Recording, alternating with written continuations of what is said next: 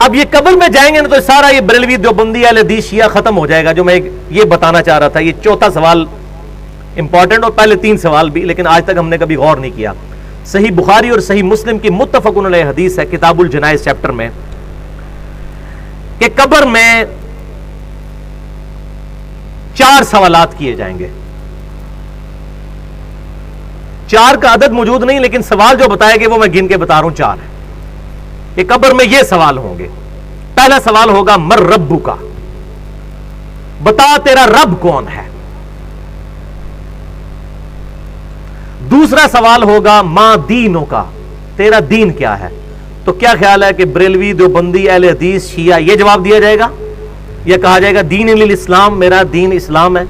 تو اگر قبر میں جا کر اسلام دین ہے تو قبر سے باہر بھی اسلام ہی دین ہونا چاہیے.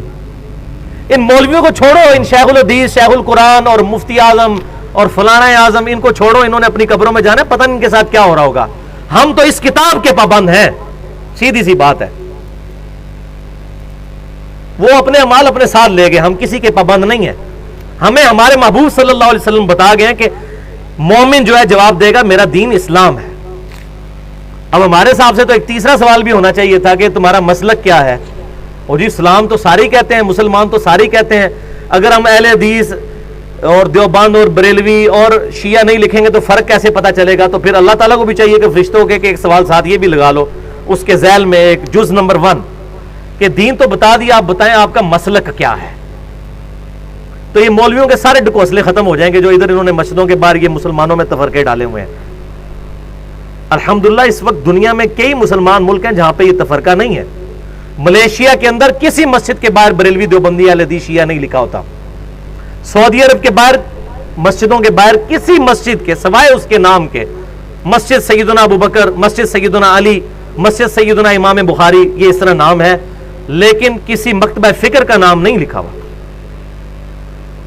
یہ سب کانٹیننٹ انڈیا, پاکستان اور بنگلہ دیش کا یہ بےہودہ کلچر, اور یہی پھر انجیکٹ ہوا ہے چائنا کے اندر. آپ حیران ہوں گے, میں چائنا کے اندر گیا, جولائی 2004 کی بات ہے, مجھے حیرانگی ہوئی کہ چائنا کے مسلمان بھی بریلوی دیوبندی اہل حدیث اور شیعہ ہیں.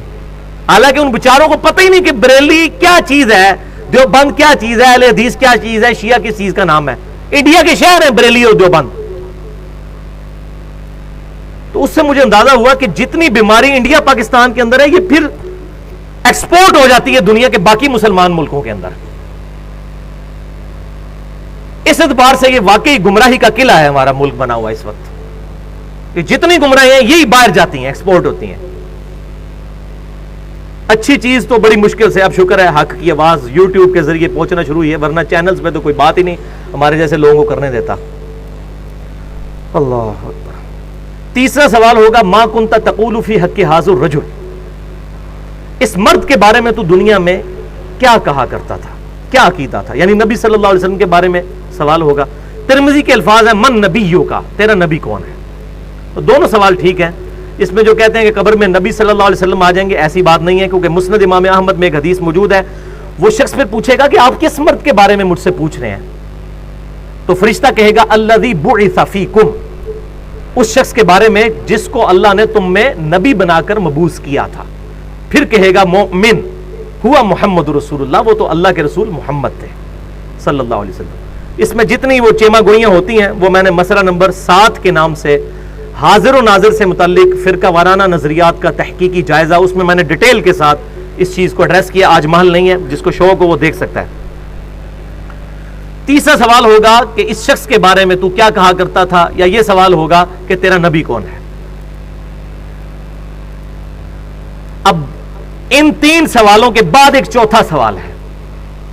جو مؤمن ہوگا, بخاری اور مسلم کے الفاظ ہیں کہ وہ تینوں سوالوں کے جواب دے دے گا کہ میرا رب اللہ ہے, میرا دین اسلام ہے, اور محمد صلی اللہ علیہ وسلم میرے پیغمبر ہیں. اس کے بعد جب وہ جواب دے لے گا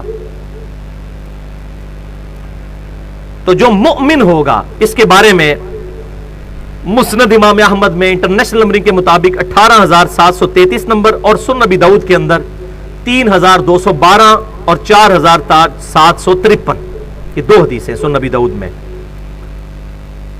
الفاظ آگے چلتے ہیں کہ جب وہ جواب دے لے گا تو فرشتے پھر اس سے سوال پوچھیں گے کہ تجھے کیسے معلوم ہوئے ان سوالات کے جواب؟ یہ چوتھا سوال ہے جو چھپایا ہوا ہے مولویوں نے، کیونکہ مولویوں کی روٹی بند ہوگی، یہ چوتھا سوال بتا دیں، یہی تو اصل چیز ہے، صراط مستقیم اسی سے تو ملنا ہے۔ تو چوتھا سوال فرشتہ یہ پوچھیں گے کہ تجھے کیسے معلوم ہوا، تو نے کیسے یہ سوالوں کے جواب دے دیے؟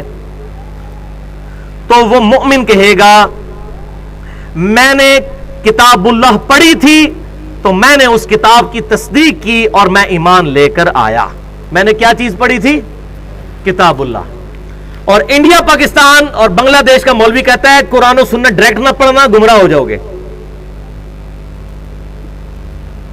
تو ان کی پبلک پھر کیا قبر میں جا کے جواب دے گی؟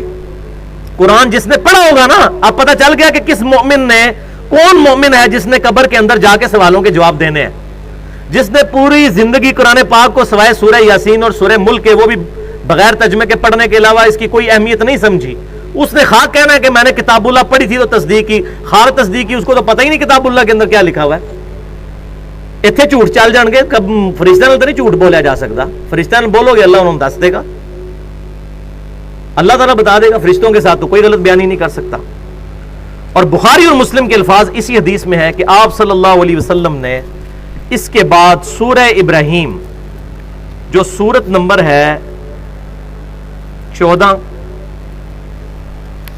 اس کی آپ صلی اللہ علیہ وسلم نے آیت نمبر 27 جو ہے وہ تلاوت فرمائی۔ اس کے بعد بخاری اور مسلم کے الفاظ ہیں، آپ کے قرآن پاک میں 260 نمبر پیج پہ پہلی آیت ہی یہی ہے، 260 نمبر پیج پہ، یثبت اللہ الذین آمنوا بالقول الثابت، اللہ تعالیٰ ثابت قدم کر دیتا ہے ایمان والوں کو اس صحیح قول کے اوپر۔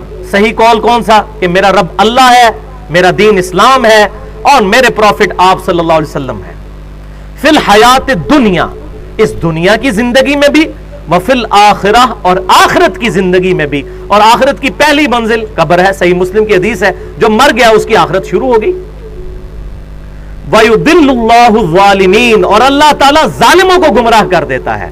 ظالم کون ہے؟ جو کتاب نہیں پڑھتے، وہ آگے آ جائے گا، ابھی تو منافق نے جو جواب دینے ہیں، اور اس کے جواب میں چوتھا سوال جو فرشتے کریں گے وہ آگے میں بتاتا ہوں۔ تو گمراہ کر دیتا ہے اللہ تعالیٰ ان ظالموں کو، خود نہیں گمراہ کرتا، انہوں نے گمراہی خریدی ہے۔ وَيَفْعَلُ اللَّهُ مَا يَشَاءُ، اور اللہ تعالیٰ جو چاہتا ہے کرتا ہے۔ اللہ تعالیٰ کو کوئی روک نہیں سکتا، زبردستی تو اس نے ہدایت نہیں دینی ہے، ہاں جو چاہتا ہے گمراہی اس کو دے گا، اور جو ہدایت چاہے گا وَالَّذِينَ جَاهَدُوا فِينَا لَنَهْدِيَنَّهُمْ سُبُلَنَا، سورہ العنکبوت کی آخری آیت ہے، جو لوگ ہماری راہ میں کوشش کریں گے ہم ان کے لیے اپنی راہیں کھول دیں گے۔ تو آپ صلی اللہ علیہ وسلم کے بخاری اور مسلم میں الفاظ ہیں، آپ نے سورہ ابراہیم کی آیت نمبر 27 تلاوت فرمائی اور کہا کہ یہ پڑھ کے دیکھ لو قرآن پاک میں کہ اللہ تعالیٰ ایمان والوں کو دنیا میں بھی قول ثابت کے اوپر قائم رکھتا ہے، اور آخرت یعنی قبر میں بھی، اور قیامت کے دن بھی۔ اور وہ قول ثابت کیا ہے؟ میرا رب اللہ ہے، میرا دین اسلام ہے، اور میرے پروفٹ محمد رسول اللہ امام کائنات صلی اللہ علیہ وسلم ہے۔ ہاں جی، اب آ جائیے جناب، منافق کے ساتھ کیا ہوگا؟ پہلا سوال پوچھا جائے گا مر ربو کا، تیرا رب کون؟ وہ کہے گا ہائی ہاتا لا ادری لا ادری، ہائے افسوس مجھے کچھ پتا نہیں، مجھے کچھ پتا نہیں۔ والعیاذ باللہ تعالی۔ آپ ذرا حسرت کا اندازہ لگائیں اس وقت جب انسان پر ہوگی۔ یہ نہ سمجھیے گا کہ یہ جو دنیا میں کلمے پڑھتے رہتے ہیں تو آخرت میں بھی کلمہ پڑھ لیں گے، اس طرح نہیں۔